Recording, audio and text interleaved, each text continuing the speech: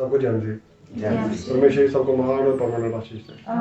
Please सभी से request है अपनी अपनी आंखें बंद रखिए और अपने अपने सिर को झुकाइए। परमेश्वर की पवित्र हजूरी में अपने अपने गुनाह को कबूल कीजिए। Hallelujah hallelujah hallelujah. यहोवा पिता जी तुम्हारी तारीफ तारीफ तारीफ, प्रभु यीशु जी तुम्हारी तारीफ तारीफ तारीफ, पवित्र आत्मा जी तुम्हारी तारीफ तारीफ तारीफ, पिता पुत्र और पवित्र आत्मा तुम तीनों की तारीफ तारीफ तारीफ तारीफ तारीफ तारीफ तारीफ तारीफ तारीफ तारीफ तारीफ तारीफ तारीफ तारीफ तारीफ। हे पिता जमीन और आसमान के मालिक मेरे प्यारे पिता प्रभु यीशु नासरी, मैं तेरा बेटा प्रभु तुम्हारे पास आता हूँ और एक बार फिर से अपने वो सारे गलती गुनाह और अपराध कबूल करता हूँ जो मैंने बचपन से लेकर अब तक जाने जाने की। खुदा प्रभु जी मेरे सारे गलती गुनाह अपराधों को माफ करो और मुझे फिर से गलती गुनाह और अपराध ना करने की समझ दो। पिताजी इसी समय मेरे दिल दिमाग हाथों में और अधिकार करना तेरे बेटे तस्वीर का उठना बैठना देखना सुनना बोलना चलना फिरना और सोचना प्रभु जी तुम्हारी इच्छा से पूरा। प्रभु जी इसमें ना मेरी इच्छा पूरी हो ना शैतान की इच्छा पूरी हो, सिर्फ और सिर्फ तेरी इच्छा ठीक हो पूरी जो तेरी इच्छा सारे को पूरी होती है। प्यारे पिता तेरा ये खालिस वचन जो आज तो हमें दे रहा है प्रभु यीशु मसीह, इस पर सामर्थ की बारिश कर प्रभु यीशु मसीह, और तेरे बेटे प्रवीर पर अपनी सामर्थ की बारिश कर और तेरे सारे बेटे बेटियों पर जो इस समय तेरी पवित्र हजूरी में बैठे हैं या बैठी हैं तेरे पवित्र हजूरी में तेरे सामने बने हुए हैं प्रभु जी, इन सब को मैं तुम्हारे जलाली हाथों में सौंप देता हूँ प्रभु यीशु मसीह जी। हम सब के गलती गुनाह और अपराधों को आज तुम बख्श दे, आज तुम माफ कर मेरे पिता, अपने बड़े नाम के लिए माफ कर मेरे पिता, और हमारे लोगों को परेशानियों को तुम खत्म कर खुदा पाक प्रभु जी। आज तो हम सबको अपने पवित्र हजूरी में लेकर आ और आज का जो वचन जो खाली खुराक को आज हमें देने वाला है, शुद्ध खुराक जो तू आज हमें देने वाला है, पवित्र खुराक जीवन की रोटी जो तू आज हमें देने वाला है, हमारे लिए स्वर्ग से उतर कर हमारी जिंदगी में आई और हमें पूरी तरह से तृप्त कर। बराबर मुझे कोई अंधकार की शक्ति, कोई दुष्ट अंधकार की शक्ति, कोई शैतानी ताकत, किसी तरह के दुश्मन की योजना वैरी की चाल, इस प्यार को इस खुराक को इस जीवन की रोटी को हमारे जीवन से चुरा न सके। प्यारे पिता प्रभु यीशु मसीह जी का जिंदा पाकर पिता नाम से आमीन। सबको जय मसीह। परमेश्वर जी सबको महान और परमानेंट आशीष दे। आमीन आमीन आमीन।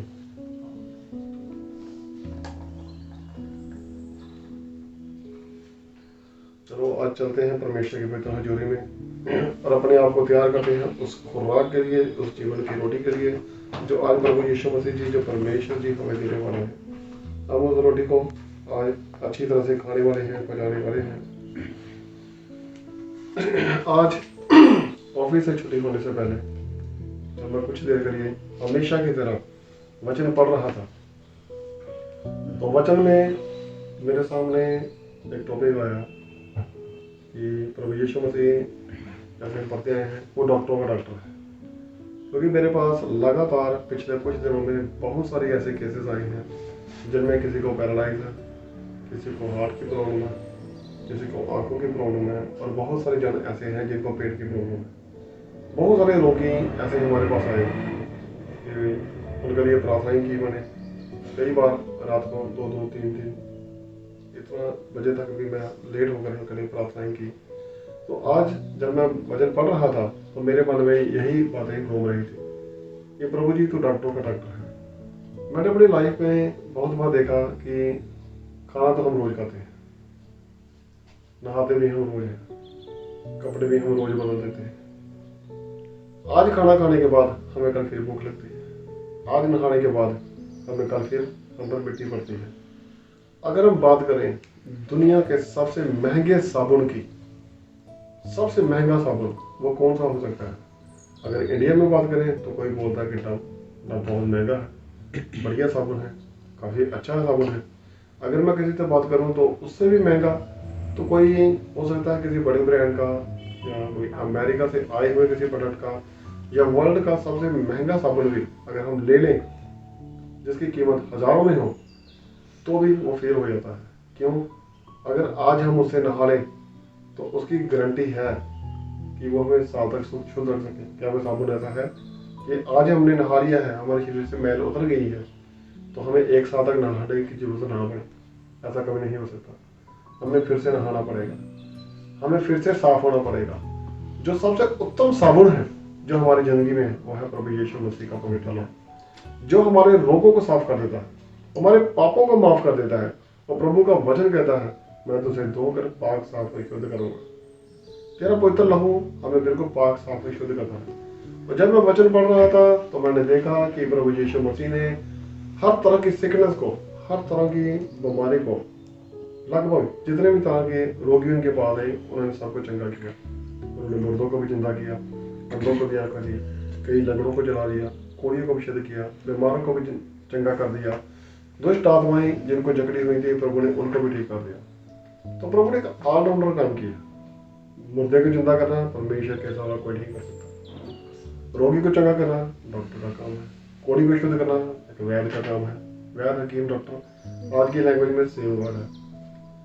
तो प्रभु ने तकरीबन सब कुछ कर दिया, हर तरह की दुर्बलता को दूर कर दिया। तो प्रभु डॉक्टरों का डॉक्टर है। तो क्या आज की लाइफ में हमारे आसपास डॉक्टर नहीं है? डॉक्टर बहुत सारे हैं, लेकिन अगर हम इनका सक्सेस रेट देखें, कामयाबी का, सफलता का परसेंटेज देखें, तो कोई भी डॉक्टर ऐसा नहीं है जिसकी लाइफ में उसकी परसेंटेज 100% हो। किसी भी बड़े से बड़े और महंगे से महंगे हॉस्पिटल में चले जाइए, मेरे ख्याल से आपको 50 से 60% से ज़्यादा उनका सक्सेस रेट नहीं मिलेगा। वहाँ पे हर रोज हजारों पेशेंट्स की मौत होती है, हजारों मर जाते हैं। कुछ लोग तो पहले ही मरे हुए होते हैं, वहाँ पे आते हैं, लेकिन डॉक्टर फिर भी उन्हें बचाने की कोशिश करता है।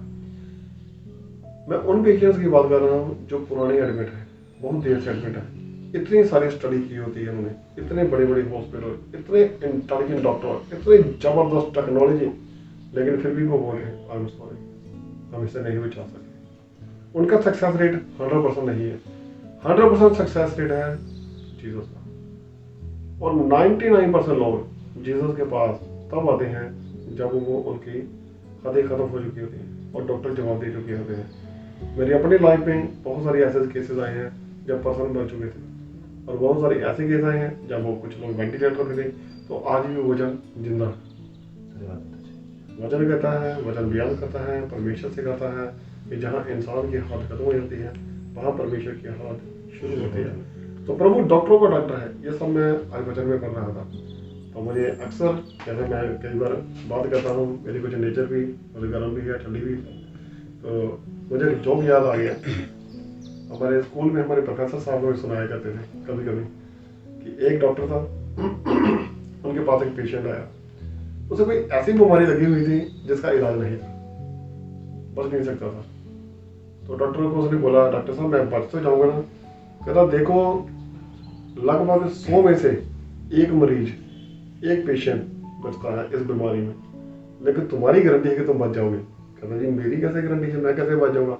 कहता क्योंकि 99 पेशेंट पहले मेरे से मर चुके हैं, अब तुम 100 में हो तो तुम बच जाओगे, जैसा मुझे लगता है।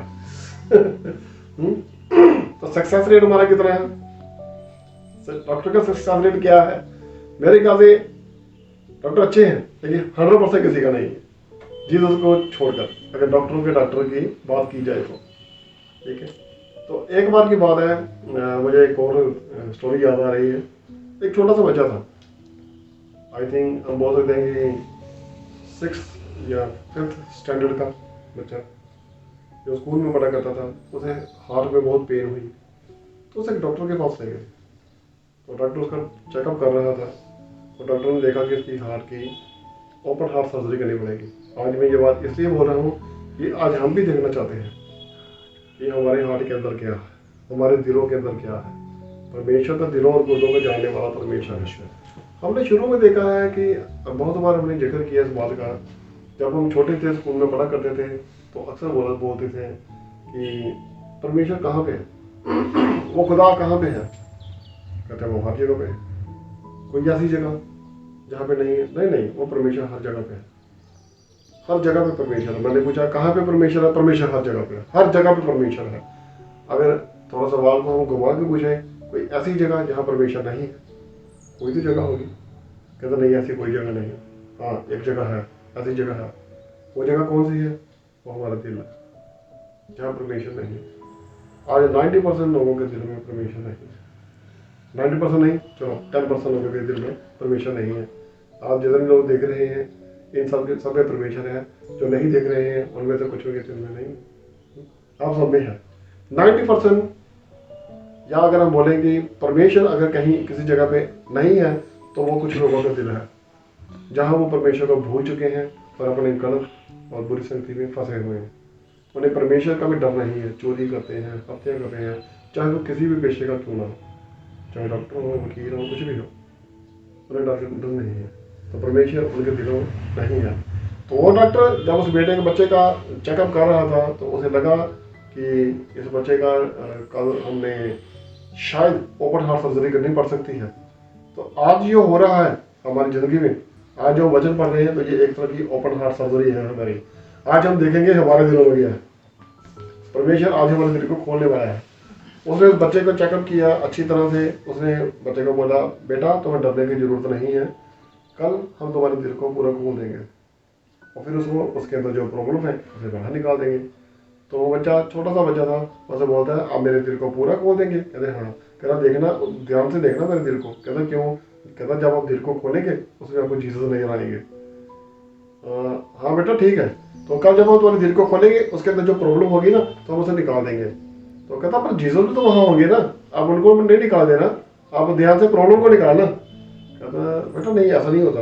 कहते ऐसे कैसा नहीं होता? हमारे संडे स्कूल में हमारी टीचर हमें सिखाती है, चर्च में, कि परमेश्वर हर दिल में रहता है, तो मेरे दिल से परमेश्वर को मत निकाल देना, बीमारी को निकालना।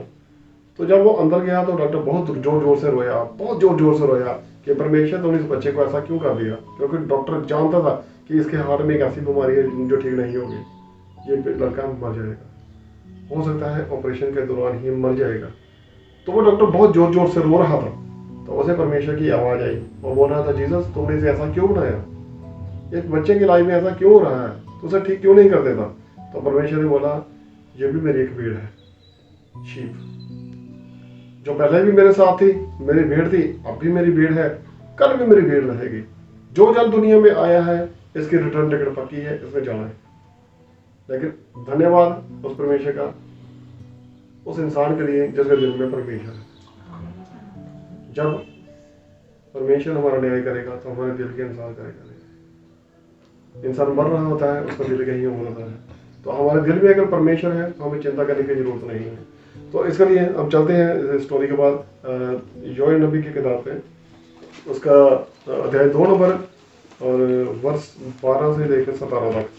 क्योंकि जब परमेश्वर हमारा न्याय करेंगे तो हमारा न्याय हमारा दिल को देख के करेंगे कि क्या मैं इसके दिल में हूँ। अगर परमेश्वर हमें हमारे दिल में से दिखाई देगा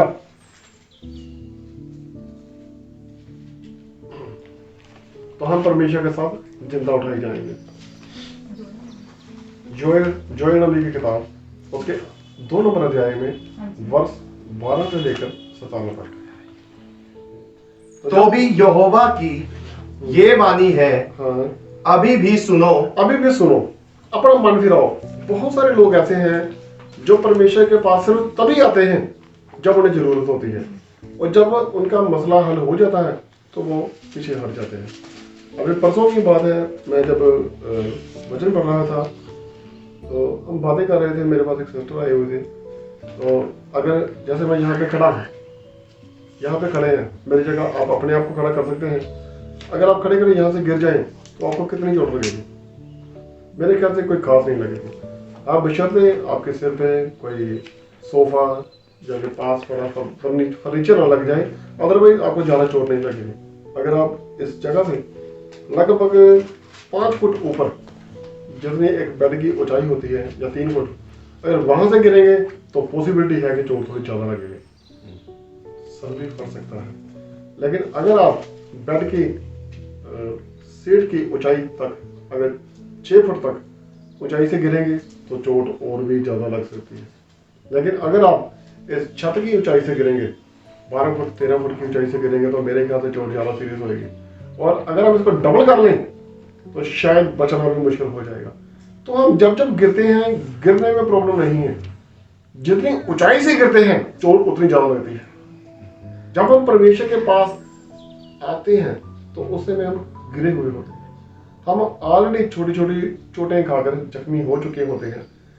हम जब परमेश्वर के पास आते हैं, परमेश्वर हमें संभाल लेता है, हमें चंगा कर देता है। जब हम पीछे मुड़ जाते हैं दोबारा से तो हम दोबारा गिर जाते हैं।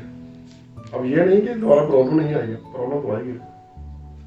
अगर हम परमेश्वर को वचन बयान करता है, मुझे कहीं भी ऐसा नहीं लगा कि परमेश्वर ने अपने लोगों को त्याग दिया, बल्कि पहले लोगों ने परमेश्वर को त्यागा, फिर परमेश्वर ने उनको छोड़ दिया, और फिर भी बाहें फैलाई खड़ा रहा कि ना जाने कब मेरे बच्चे मेरी ओर लौट आएंगे।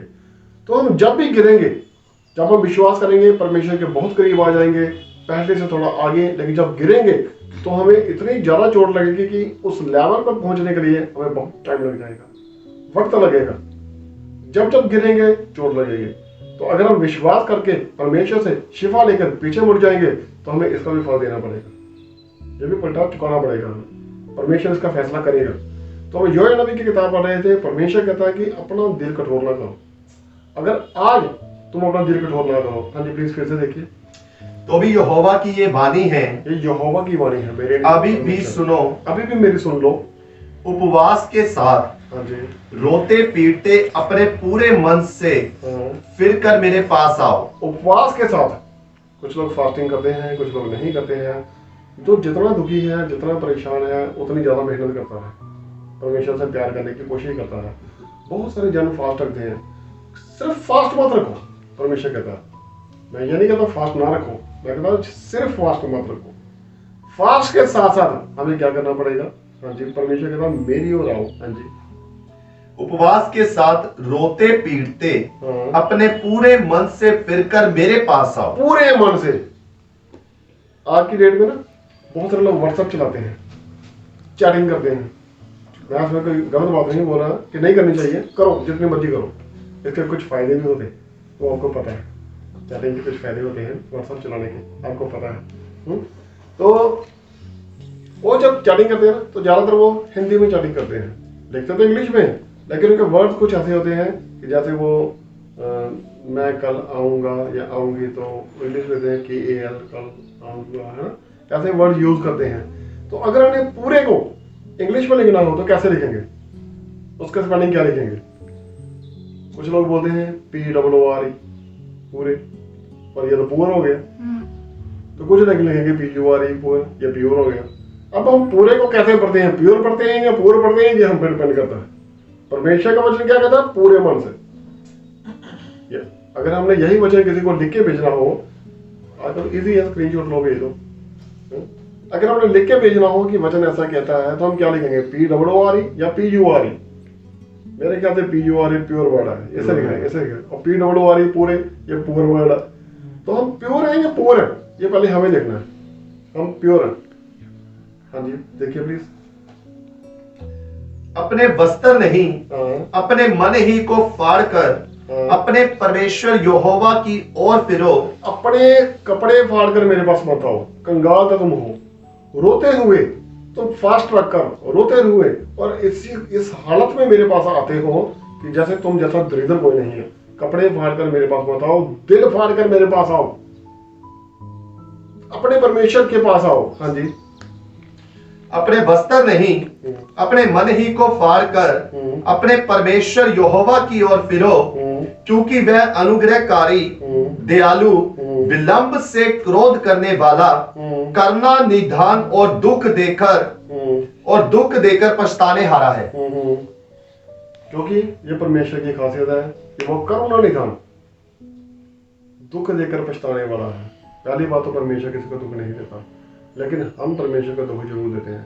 जब हम आशीष लेकर पीछे पलट जाते हैं, लगा देंगे बहाना, कोई क्या बात है, उनको क्या पता चला, कौन मुझे क्या बोलेगा, कौन देखता, करो करो जो मर्जी करो, कोई बात नहीं। लेकिन एक बात याद रखना, हम ऊंचाई से कह रहे हैं, अगर हम पीछे पलट रहे हैं, अगर हम धोखा दे रहे हैं, चाहे किसी भी मौके पे हो, चाहे कोई भी किसी को धोखा दे रहा हो, चाहे मसीह भाई बहन हो, चाहे अपनी पत्नी को दे रहा हो, अपने पति को दे रहे हो, या किसी दोस्त को दे रहे हो, धोखा दे रहा हो या दे रही हो, तो हम ऊंचाई से गिर रहे हैं। हमारा इलाज कोई नहीं है, हमारी आत्मा मर चुकी है, हमें ICU में डालने की जरूरत है उस आत्मा को। डॉक्टरों का डॉक्टर क्या कहता है? पूरे मन से मन फिराकर मेरी ओर आओ, क्योंकि परमेश्वर दुख देकर पछताने हारा है। दुख कब आता है? जब परमेश्वर हमें त्याग देता है, उसे दुख लगता है। वो क्या बोलता है? गया तो मेरे पास से था, मैंने इसे अपने काम करने के लिए भेजा था, लेकिन आएगा नहीं मेरे पास, ये वापस नरक में जाएगा, मेरी ये गुरु नाश हो जाएगी। उसे बहुत दुख लगता है, लेकिन हम कोई नहीं देखता, देखी जाएगी, कल किसने देखा है, जब आएगा तब देख लेंगे, खा भी लें, भले ऐश करें। ठीक है, तो परमेश्वर डॉक्टरों का डॉक्टर है, प्रभुओं का प्रभु है। ठीक है, अच्छा एक बार फिर से देखिए प्लीज। अपने वस्त्र नहीं, अपने वस्त्र नहीं, हाँ जी, अपने मन ही को फाड़कर हाँ अपने परमेश्वर यहोवा की ओर फिरो, हाँ क्योंकि वह अनुग्रहकारी, हाँ दयालु, हाँ, विलंब से क्रोध करने वाला, देर से क्रोध करने वाला है, ये इसकी खासियत है। अब हर आदमी 99% या 100% वो धार्मिक नेचर का है। कोई चर्च जाता है, कोई मंदिर जाता है, कोई गुरुद्वारे जाता है, कोई मस्जिद जाता है। उनकी एक आस्था और श्रद्धा है। वो इसलिए जाता है कि हमारा जो आने वाला वक्त है, हम मरने के बाद हेवन, स्वर्ग में जाएंगे। तो सब कोई अपने अपने विश्वास और आस्था के अनुसार चलता है, इसमें कोई बुराई नहीं। लेकिन अगर जैसे वचन हमें सिखाता है, हम विश्वास करते हैं परमेश्वर पे, तो किस लिए करते हैं? ताकि हम दूसरी मौत में ना पड़े। हमें चाहिए हमेशा की जिंदगी। ऐसा ना हो कि यहाँ ऐश भी करें, हमेशा की जिंदगी की खोज भी करें, तो आगे जाके फिर नरक में। यहाँ भी डरते रहे कि कोई हमें मार देगा, वहां भी डरते रहे कि कोई हमें मार देगा दूसरी मौत में। तो हमें परमेश्वर के जब पास आते हैं तो इसके लिए क्वालिफिकेशन चाहिए होती है। कौन सी क्वालिफिकेशन चाहिए? परमेश्वर के पास आने के लिए और स्वर्ग में जाने के लिए। मेरे ख्याल से वो क्वालिफिकेशन हम सब में है, दुनिया के हर जन में है। वो क्वालिफिकेशन क्या है, किसी को पता है? नंबर 1 क्वालिफिकेशन क्या है? इंसान पापी होना चाहिए, क्योंकि वचन कहता है मैं पापी बन गया। जो जन पापी है और मन फिर आता है, वचन क्या कहता है? मन फाड़ कराओ, कपड़े नहीं, दिल फाड़ कराओ। वो पापी है तभी तो दिल फाड़ेगा। फर्स्ट क्वालिफिकेशन क्या है? जो जन पापी है वो बचाया जाएगा। परमेश्वर ने किसको चुना? मक्खी। उसे बोला नाकेदार, चुंगी लेने वाले, तेरा गुरु के साथ खाता है, ये तो पापी है। एक पापिनी स्त्री ने उसे चुना, क्रूस पर चढ़ाए हुए को, जो हत्यारा था, प्रभु ने उसे बचाया। तो वचन में ऐसा बहुत जगह पे जिक्र किया गया है जिसे परमेश्वर ने बचाया, और प्रभु ने खुद बोला मैं पापियों को बचाने आया हूँ। और संत पौलुस किया कहता है किसी को कुछ नहीं पता, लोग पीछे लगे हैं, लेकिन सबसे बड़ा पापी मैं हूँ, गुनहगार हूँ, क्योंकि परमेश्वर पापियों को बचाने आया है। तो मुझसे बड़ा गुनहगार कौन हो सकता है? मीन्स वो सबसे आगे खड़ा हो गया, प्रभु जी पहले मेरी बारी, पहले मुझे ले जाओ, मुझे अपने साथ लेकर जाओ। तो ये क्या है? ये दिल को फाड़ रहा है। वो डॉक्टरों का डॉक्टर जो परमेश्वर हमारे साथ है, वो वचन में हमें क्या सिखा रहा है? आज अपने मनों को खोलो, और अगर तुम आज अपना मन कठोर ना करो तो मेरे पास आओ, तो परमेश्वर तुम पर दया करेगा, क्योंकि वो गुस्सा देकर पछताने वाला परमेश्वर है। वो हमेशा हम पर अनुग्रह करने वाला परमेश्वर है, क्योंकि वह अनुग्रहकारी, हाँ जी, दयालु, विलंब से क्रोध करने वाला, हाँ, करुणा निधान, हाँ, और दुख देकर पछताने हारा है। हाँ, ये बात ये मैं थोड़ा भूल रहा था यहाँ पे। तो कुछ लोगों को हम बताते हैं, देखिए कोई हमसे पूछना है मतलब ये कंडीशन हमारी लाइफ में चल रही है, तो इसके लिए क्या करना चाहिए? हम 2 मिनट चुप होते हैं, फिर हम सोचते हैं कि वचन में एक जगह ऐसी सिचुएशन का जिक्र किया गया है, हम उसको बोलते हैं कि आप यहाँ पे ये गलती कर रहे हैं वचन के ऊपर।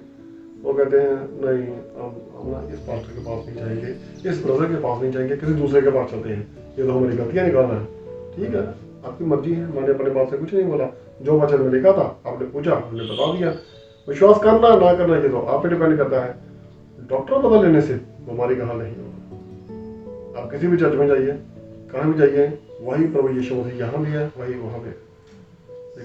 हम अपना दिल बदल सकते हैं, धन्यवाद परमेश्वर का। आप जाओ, लेकिन वहां तो विश्वास के साथ जाओ। एटलीस्ट हमें करना क्या है? फर्स्ट क्वालिफिकेशन क्या है? इंसान पापी हो। दूसरी क्वालिफिकेशन क्या है? कि वो गुनाह को मानने वाला हो। ठीक है, और तीसरी क्वालिफिकेशन क्या है? ठीक है, मन फिराने वाला हो। बस परमेश्वर के पास आए, गुनाहों को मान ले। पहली बात गुनाहगार है, दूसरी बात गुनाह को मान ले, और तीसरा गुनाहों को छोड़ दे और परमेश्वर के पीछे चलने वाला होना, मन फिराने वाला हो। तो परमेश्वर हमें क्या करेगा? परमेश्वर हमें बचाएगा। आज परमेश्वर हमें किस चीज को फाड़ने की जरूरत बोल रहे हैं? दिल को। परमेश्वर हमें दिल को बदलने की जरूरत करे। अब दिल कैसे फाड़ते हैं? जिस इंसान का दिल फटा हुआ है उसे ओपन हार्ट सर्जरी कहते हैं। दुनिया में पहली सर्जरी कब की गई? ये हम सबको पता है, जब बाबा आदम को बनाया गया। ये दुनिया की पहली सर्जरी थी। उस समय परमेश्वर ने उसे गहरी नींद में लटाया, उसके पसरी निकाली और उसे पास रखकर उसे आशीष के साथ उसी के एक औरत बना दी, और उसने फिर दोबारा उसी को दे दिया। पूरी बॉडी में कहीं उसका निशान भी नहीं था कि जहाँ से उसकी स्किन के अंदर से हड्डी निकाली गई थी। ये दुनिया की पहली बाईपास सर्जरी थी। आज परमेश्वर कहता है दिल फाड़ कराओ, तो दिल फाड़ना मीन सर्जरी होगी हमारे दिल के अंदर क्या है, परमेश्वर यही देखना चाहता है। अगर हम दिल फाड़ कर आएंगे, ठीक है, तो परमेश्वर हमें कबूल कर लेगा। अगर हम दिल खोल कर नहीं आएंगे तो फिर हमारे लिए थोड़ा सा मुश्किल हो जाएगा। लेकिन प्रॉब्लम कहाँ भी आती है,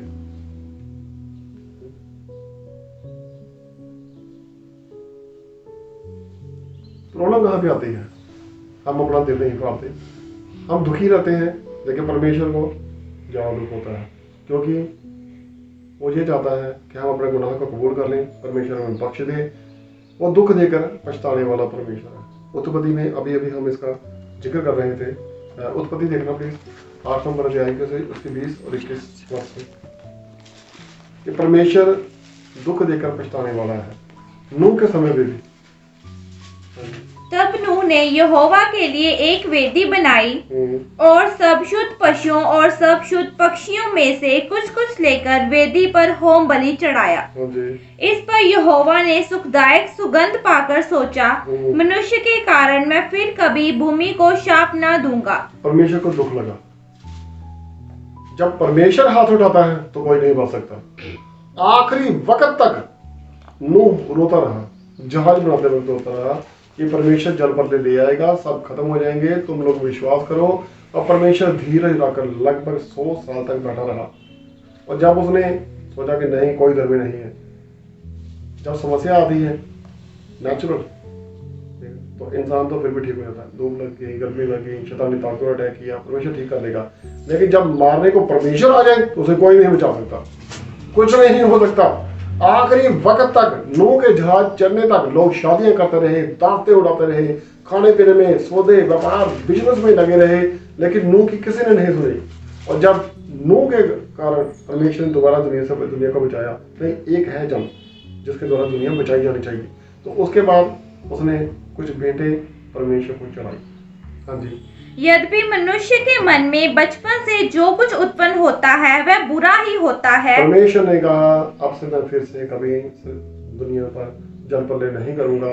मुझे पता है बचपन से ही इसके मन में जो भी आता है बुरा ही आता है। बचपन से पैदाइशी तौर पर बुरा है, ख्यालाती तौर से ही बुरा है, लेकिन फिर भी मैं दोबारा से इस पर जब विपत्ति नहीं लाऊंगा। जैसे दुख लगा, दोबारा बढ़िए दोनों वर्ष। इस पर यहोवा ने सुखदायक सुगंध पाकर सोचा, जब उसने भेंट चढ़ाई तो उसे स्मेल आई, सुखदायक सुगंध पाकर। हाँ जी। मनुष्य के कारण मैं फिर कभी भूमि को शाप न दूंगा। उसे दुख लगा और उसने देखा कि नहीं, इंसान अच्छा है, ये बुरा नहीं है, बुरे लोग मर चुके हैं, अब इंसान अच्छा है। और उसने नूह को उससे भी ज्यादा प्यार किया, क्योंकि बाबा आदम से गलती हुई, नूह ने कहना माना, तो परमेश्वर को बहुत अच्छा लगा और उसने आशीष दे दी। हाँ जी। यद्यपि मनुष्य के मन में बचपन से जो कुछ उत्पन्न होता है वह बुरा ही होता है।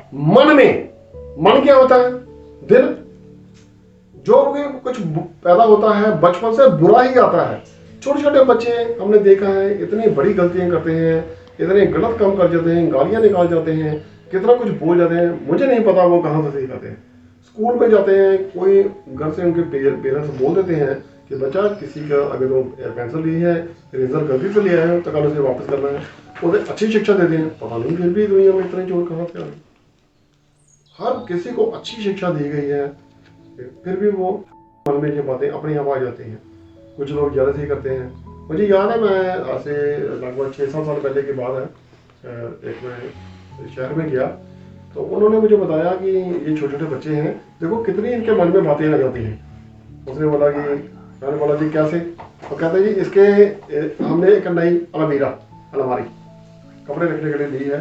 तो वो छोटी सी लड़की जो भी शायद फर्स्ट स्टैंडर्ड में पढ़ती थी, वो कहती आंटी जी आपने अलमारी खरीदी है? कहते हाँ। कहते मुझे तो देख के बड़ा दुख लग रहा है, आपने अलमारी खरीदी है, मुझे तो जलन हो रही है। वो छोटी सी बच्ची ऐसे बोलती, इतना हैरान हुआ कि ये छोटी सी बच्ची, इसे क्या पता है दुख का, खुशी का?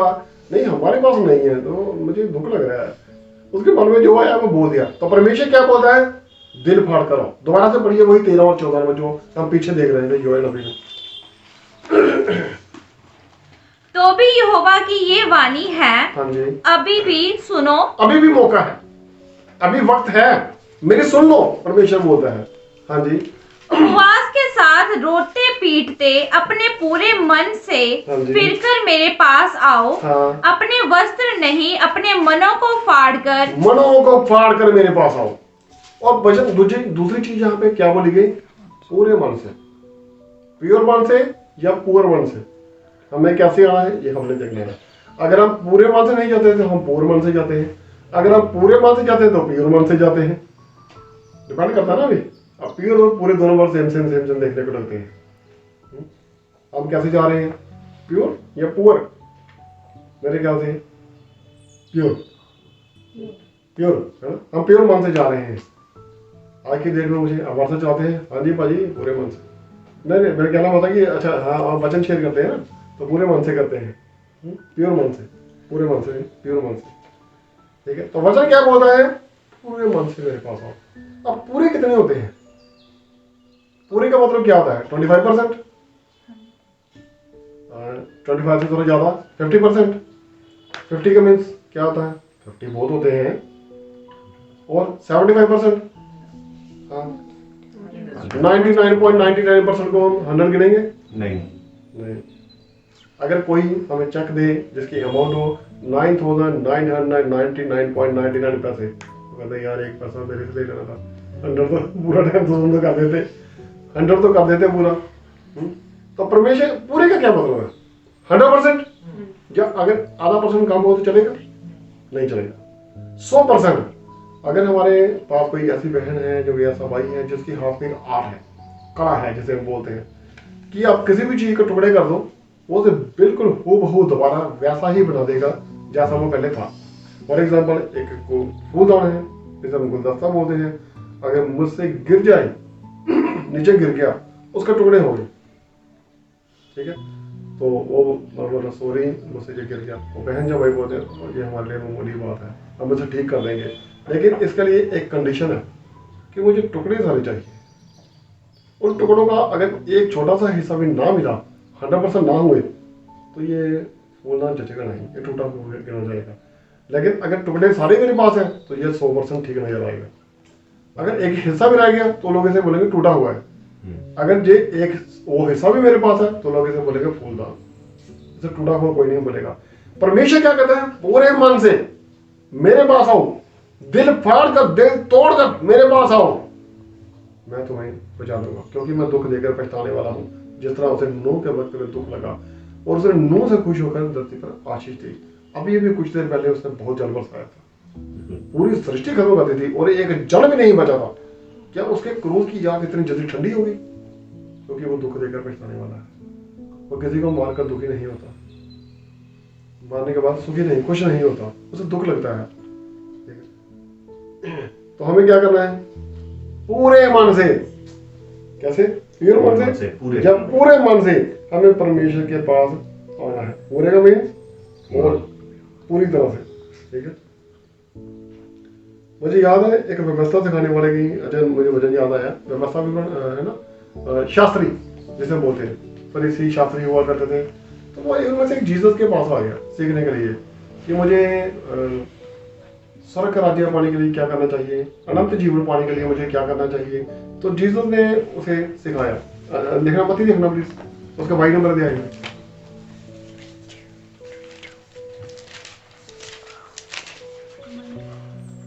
उसके 35 से 30 कर देंगे प्लीज।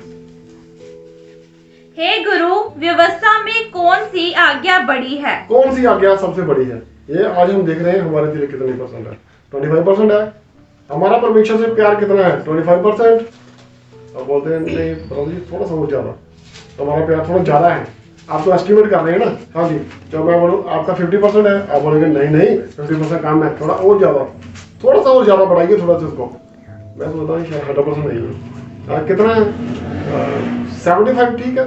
नहीं ब्रदर कम है, थोड़ा और बढ़ाओ ना इसको। 80 ठीक है? नहीं थोड़ा कम है, अभी आपको बोल रहा हूँ और बढ़ाओ। मैंने बोला कि 90% ठीक है, आपका परमेश्वर इतना प्यार है, नहीं इसको और बढ़ाओ। 99% है, आप अभी भी कम बोल रहे हैं, तो फिर कितना 100 हो गया? हाँ अब ठीक, इतना मेरा प्यार है परमेश्वर से, मेरा मन इतना परमेश्वर के पास है। तो जब परमेश्वर हमारा फैसला करेगा, ठीक है, ये हार्ट क्या है, दिल क्या है, ये तो बॉडी का एक पार्ट है। जब इसमें से हवा निकल जाएगी, परमेश्वर के दिए हुए सांस निकल जाएंगे, तो हम खत्म हो जाएंगे। परमेश्वर दुनिया में क्यों आया? क्यों आया परमेश्वर दुनिया में? इसलिए आया कि वो हमें पापों से माफ कर सके। जब परमेश्वर दुनिया में आया तो उसने शरीर को धारण किया। क्यों धारण किया शरीर को? ताकि उसके कोड़े खाने से बीमारी से निकाल पाए। बीमारी शरीर पर आती है, आत्मा में नहीं आती। तो दूसरी मौत कौन सी है? आत्मिक मौत। उसके लिए उसने अपनी कुर्बानी करी और कब्र में रखा गया। उसने के लहू बहाने से हमने शिफा पानी और कोड़े खाने से हम चंगे गए। कोड़े उसने इसलिए खाए हमारे रोग खत्म हो जाए, और क्रूस पर कुर्बानी उसने लहू बहाकर, लहू निजात का सीन देता है, दर्शाता है। और पुराने नियम में जब बलि दी जाती थी तो लहू वेदी पर छिड़का जाता था, लोगों को शुद्ध करने के लिए छिड़का जाता था। तो एक तरह से प्रभु ने हमें शुद्ध करने के लिए अपना लहू बहा दिया। इससे ऊपर कोई साबुन नहीं है दुनिया में, कोई साबुन नहीं। किसी भी तरह का उत्तम से उत्तम आप साबुन नहीं है, ये गारंटी है। आज आपने नहाया है तो शायद उससे थोड़ा जल्दी गंदे हो जाएंगे। क्योंकि ज्यादा साफ कर देगा ना तो मिट्टी ज्यादा पड़ेगी। अगर कम साफ करेगा तो मिट्टी तो पहले से पड़ी हुई है, शायद हम 2 दिन बाद नहाएंगे। मेरे पास एक भाई है, मैंने उनका रिकॉर्ड देखा हुआ है। वो अपनी लाइफ में उसको मैंने 41 डेज के बाद नहाते देखा था। 41 दिन के बाद वो नहाया था। रिकॉर्ड था, रिकॉर्ड वर्ल्ड रिकॉर्ड। शायद और भी होंगे, लेकिन मेरे नजरों में ये वर्ल्ड रिकॉर्ड है। पता नहीं कहता लोग कैसे 35 दिन निकाल लेते हैं, लोग 40 दिन निकाल लेते हैं। हमें तो 39वें दिन खुजली होनी शुरू हो जाती है। लोग 40 दिन कैसे निकाल लेते हैं, हमें 39 डे में खुजली होनी शुरू हो जाती है। तो परमेश्वर क्या कहता है? पूरे मन से मेरे पास आओ। तो इस फरीसी ने, शास्त्री ने प्रभु से क्या पूछा? हाँ जी पढ़िए। हे गुरु, व्यवस्था में कौन सी आज्ञा बड़ी है? सबसे बड़ी आज्ञा कौन सी है? हाँ जी। उसने उससे कहा, तू परमेश्वर अपने प्रभु से अपने सारे मन, अपने सारे प्राण और अपनी सारी बुद्धि के साथ प्रेम रख। सारे मन, सारे प्राण, सारी बुद्धि। सारे का मतलब मीन्स 100%। मन मीन्स दिल, प्राण मीन्स जितनी तेरे अंदर ताकत है और जितनी तेरे अंदर समझ है, बस तू परमेश्वर का हो जा। ये सबसे बड़ी आज्ञा है। अगर हमारे सामने कोई चीज बड़ी है, हमारा कोई बच्चा या हमारी कोई बच्ची, हमारा कोई साथी, मान लीजिए एक बहुत बड़ा पत्थर है जो हिल रहा था, उसके पैर के ऊपर आ जाता है, तो हमें उस पत्थर को धकेलना है, लेकिन हमारे आसपास कुछ नहीं है, तो हम पूरा जोर लगा देते हैं, हमारा फेस रेड हो जाता है, हमारे अंदर पैर फिसलने शुरू हो जाते हैं जमीन पर से उस पत्थर को हटाने के लिए। पूरा जोर लगा देते हैं, जितनी ताकत होती है लगा देते हैं। अगर हम थोड़ा सा भी हिला देते हैं, उसे निकल निकल निकल, जल्दी निकल, यहाँ से बाहर निकल, जल्दी बाहर निकल, इससे ज्यादा ताकत नहीं है मेरे पास। बुद्धि का इस्तेमाल भी वहां पे करते हैं कि शायद इधर उधर देखते हैं, थोड़ा हिल गया कोई ईंट नीचे, कोई छोटा सा ईंट पत्थर, पैर से खिसकाकर नीचे रख देते हैं। परमेश्वर क्या बोलते हैं? पूरे मन से, ना कि 75%, ना कि 90%, 99.99% भी नहीं, पूरे मन से। जो चलो ठीक है 99.99% चलेगा, 0.01% विश्वास तो कर लो, थोड़ा विश्वास भी काम कर जाएगा। राई के दाने से तुम्हें विश्वास ही करेंगे ना तो समस्या हट जाएगी। ठीक है, हाँ जी। फिर बड़ी और मुख्य आज्ञा तो यही है। मेन आज्ञा तो यही है, बड़ी और मुख्य आज्ञा तो यही है। उसने क्या बोला? मुझे क्या करना चाहिए? बड़ी और मेन इंस्ट्रक्शन यही है, और दूसरी भी इसके साथ ही मिलती जुलती है। एक आज्ञा है, बड़ी आज्ञा तो यही है, छोटी भी है। सब लोग छोटी आज्ञा कौन सी? और उसी के समान ये दूसरी भी है। हाँ, उसी के जैसी एक और भी आज्ञा है, छोटी मोटी थोड़ी सी। हाँ जी। कि तू अपने पड़ोसी से अपने समान प्रेम रख। तू अपने पड़ोसी से कैसे प्रेम रख? जितना तू अपने आप से आपसे प्यार करता है। तू चाहता है कोई तुझे थप्पड़ मारे? नहीं, मैं नहीं चाहता कोई उसे भी ना मारे। ये तुम्हें ध्यान रखना है। कोई चाहता है कि कोई तेरे बेटे बेटी को तुझे उसे थप्पड़ मारे? क्यों मारे? उसे क्यों मारे? तू चाहता है कोई तुझे धोखा दे? कहता नहीं, तो फिर उसे कोई धोखा क्यों दे? तुम्हें अपने हित के साथ साथ उसका भी ध्यान रखना है, क्योंकि जब हम स्वर्ग में होंगे तो अकेले नहीं होंगे, इनमें से कोई भाई बहन हमारे साथ होगा। ऐसा ना हो वो तो हो, हम ना हो सकता है वही हमारी गवाही दे दे। जब हमें सजा देने वाली हो तो वो ब्रदर बोल उठेगा जिसके साथ हमने अच्छा किया है, परमेश्वर जी प्लीज इसे कुछ मत करना, जब मेरा पाँव फंसा हुआ था इसने बाहर निकाला था। दूसरा बोलेगा परमेश्वर जी प्लीज़ इसे कुछ मत करना। एक दिन मैं ऑटो में जा रही थी, मेरा एक्सीडेंट हो गया था, चर्च में जा रही थी, तो ये ब्रदर पीछे से आ रहे थे, मुझे अपनी बाइक पे ले गए थे। दूसरा बोलेगा प्लीज़ परमेश्वर जी इसे कुछ मत करना। एक दिन मैं चर्च में बेहोश हो गई थी, तो इस ब्रदर ने आगे मुझे पानी पिलाया था। प्लीज़ वो हमारे बहुत सारे गुनाहों को वो ढांक देगा। क्यों? वे प्यार है। परमेश्वर क्या कहता है? प्यार बहुत सारे गुनाहों को ढांक देता है। क्या बोला उन्होंने? दोबारा यही वर्ष पढ़िए 37 से। उसने उससे कहा तो परमेश्वर अपने प्रभु के से अपने सारे मन, अपने सारे प्राण, अपनी सारी बुद्धि के साथ प्रेम रख। तो परमेश्वर अपने प्रभु से अपने सारे मन, अपने सारे प्राण, अपनी सारी बुद्धि से प्रेम रख। हाँ जी। बड़ी और मुख्य आज्ञा तो यही है। बड़ी और मुख्य आज्ञा तो यही है, मेन चीज तो यही है। परमेश्वर तुझे इसी से पहचान लेगा कि तू मेरा जन है। और दूसरी आज्ञा, अगर हम गुनाह करते भी हैं, हो भी जाता है, करते भी हैं, हम कर भी लेते हैं, जानबूझकर भी, अनजाने में भी, लेकिन हमारा दिल परमेश्वर की आज्ञाओं पर लगा हुआ है। हम पूरी कोशिश कर रहे हैं लेकिन नहीं चल पा रहे हैं। आज अपने दिल को फाड़ो। परमेश्वर कहता है आ जाओ मेरे पास, आ जाओ, दिल फाड़ कर, कपड़े फाड़ कर नहीं। रखो उपवास, रखो, कोई दिक्कत नहीं है। उपवास रख के आओ, रोते हुए मत आओ और दिल फाड़ कर मत आओ। कपड़े फाड़ कर मत आओ, दिल फाड़ कर मत आओ। कैसे आओ? दिल फाड़ कर मत आओ, कपड़े फाड़ कर आओ। क्या फाड़ के आना है? दिल फाड़ के आना। कपड़ा आना बढ़ जाएगा ही हमारा। बहुत सारे लोग मैंने देखा चर्च जा रहे थे, एक्सीडेंट हो गया, थोड़ी सी पैंट फट गई, मैंने नहीं जाना चर्च के अंदर, मेरी पैंट फट गई। वापस आ जाता है, तो क्या हो गया? तूने चर्च गया था, मेरा एक्सीडेंट हो गया। या तो दिल फाड़ के जाना, कपड़े फाड़ के, कपड़ों की क्या परवाह करता है? वहाँ तो बहुत सारे जन गिरे होते हैं, बहुत सारे लोग गरीब होते हैं, उनके पॉकेट को कुछ नहीं होता, जेब फटी होती है। क्या फाड़ के जाओ? दिल। क्या कपड़े? दिल फाड़ के जाओ, कपड़े फाड़ कर बताओ। तो दूसरी आज्ञा परमेश्वर ने क्या दी? जब हम गुनाह करते हैं, हमारे पड़ोसी हमारे साथ होंगे। हाँ जी। और उसी के समान ये दूसरे भी है। दूसरी आज्ञा कौन सी है? हमारे गुनाहों को किस तरह ढका जाएगा? पहला तो परमेश्वर से प्यार करेंगे, दूसरी आज्ञा हमारे गुनाहों को ढक देगी। हाँ जी। कि तू अपने पड़ोसी से अपने समान प्रेम रख। प्रेम रख, क्योंकि प्रेम सारे गुनाहों को, सारे अपराधों को ढांप देता है, ऐसा वचन में लिखा है। हाँ जी। यही दो आज्ञाएं सारी व्यवस्था और भविष्यद्वक्ताओं का आधार है। बस ये सारा बेस है, इससे नीचे तू नहीं जा सकता। अगर ये दो चीजें तेरी जिंदगी में हैं तो ये तेरा बेस है। स्टैंड है यहाँ पे। बेस क्या होता है? उससे नीचे हम नहीं गिर सकते, ये हमारी लिमिट है। जो नीचे है उससे टकराता रहता है कि बेस के ऊपर आना है। पहले परमेश्वर से प्यार करना है, फिर पड़ोसी को प्यार करना है, फिर परमेश्वर की पूरी बुद्धि से प्यार करना है, हुक्मों पर चलना है। जिस दिन उसको जो पता चल जाता है फिर बेस के ऊपर आ जाता है। पहले तो वो कोशिश ही करता रहता है। जब हम बेस के ऊपर आ जाते हैं तो ये आधार है, सारी व्यवस्था का आधार है। फिर हम परमेश्वर से दूर नहीं, जब परमेश्वर हमारे पास है। तो हमें किस तरह परमेश्वर के पास आना है? पूरे मन से, 99.99% के साथ नहीं, 100% के साथ। बाकी जो टुकड़े हैं ये परमेश्वर जोड़ दे। और जब परमेश्वर हमारे पास आएगा, जब सब मर गए होंगे, उनकी हड्डियां पड़ी होगी, जब उनका दाह संस्कार भी कर दिया जाएगा, उस समय दिल भी खत्म हो जाएगा। जब परमेश्वर हमें देखेगा, दिल को देखेगा, जब परमेश्वर आएगा तो देखेगा हमारे दिल में क्या था, हमने क्या किया था। क्या जब हम बीमार थे उसी समय परमेश्वर को याद किया? जब हम ठीक हो गए थे तब भी परमेश्वर को याद करते रहे? चंगाई कौन पाता है? जो जुड़ा रहता है परमेश्वर से, नहीं तो वो गिरता है। और मेरे ख्याल से बार बार गिरना ठीक नहीं तो उठना मुश्किल हो जाएगा। इसलिए परमेश्वर का धन्यवाद करें और 100% पूरे मन से, मन फाड़ कर परमेश्वर के पास आ जाएं, क्योंकि वो सब फिर से नवा कर दे और नवा मन दे दे। प्रभु हमें आशीष दे। आमीन। प्लीज सभी अपनी आंखें बंद कीजिए और परमेश्वर की पवित्र हजूरी में चलते हैं।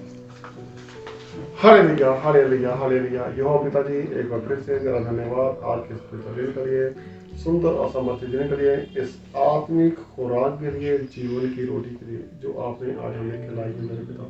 तूने हमें सिखाया प्रभु जी कि हम तेरे मन तेरे पास हैं। व्यवस्था का पहला आधार यही है, सबसे बड़ी और मुख्य आगे तो यही है कि अपने प्रभु को पूरे मन से, पूरी बुद्धि से, पूरे प्राण से प्यार करो। तो तेरा वचन हमें सिखाता है कि जब हम तेरे पास आए तो अपने मन को फाड़ कर आए, कपड़ों को नहीं, मन को फाड़ कर आए।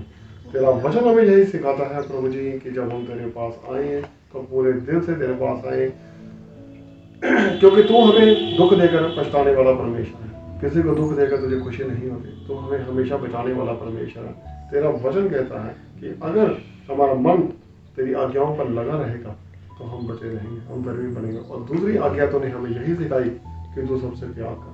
खुदा बाप प्रभु जी, आज तेरा ये वचन जो तूने हमें स्वर्ग से दिया है हमारे दिलों में छप जाए, हमारे दिलों में बस जाए, ताकि कल जब तू इस दिल को खोले मेरे पिता तो इसमें तेरा वचन नजर आए। खुदा बाप ये जड़ पकड़े और इसके पौधे बने जो फल देने वाले बने, किसी के अंदर 30 गुना, किसी के अंदर 60 गुना, और मैं चाहता हूँ सबके अंदर 100 गुना।